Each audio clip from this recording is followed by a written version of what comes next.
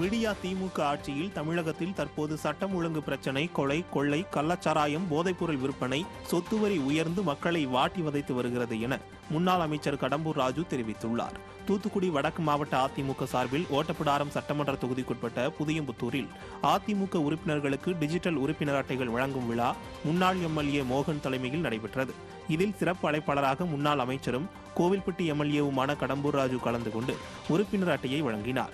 அப்போது பேசிய முன்னாள் அமைச்சர் கடம்பூர் ராஜு, தற்போது இந்த விடியா திமுக ஆட்சி காலத்தில் பொதுமக்கள் வெளியில் போனால் என்ன நடக்குமோ என்ற பயத்தில் உள்ளனர்.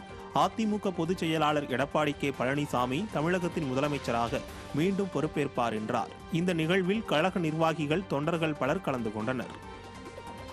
பொதுமக்கள் பயத்தில் இந்த ஆட்சியில் என்ன நடக்குமோ, உயிருக்கு வெளியே போனால் உயிருக்கு உத்தரவாதம் இல்லை, அரசியல் தலைவர்கள் உயிருக்கு உத்தரவாதம் இல்லை. அரசியல் கொலை எத்தனை நடந்திருக்கு இது வரைக்கும்? இன்னைக்கு ஆம்ஸ்டாங் கொலை ஊரே ஒழுங்கிட்டு இருக்கு. அது தொடர்புடைய பல்வேறு கொலைகளுக்கு இந்த ஆட்சியில் பாதுகாப்பு பிற பொதுமக்களுக்கு எங்கே பாதுகாப்பு இருக்கும்?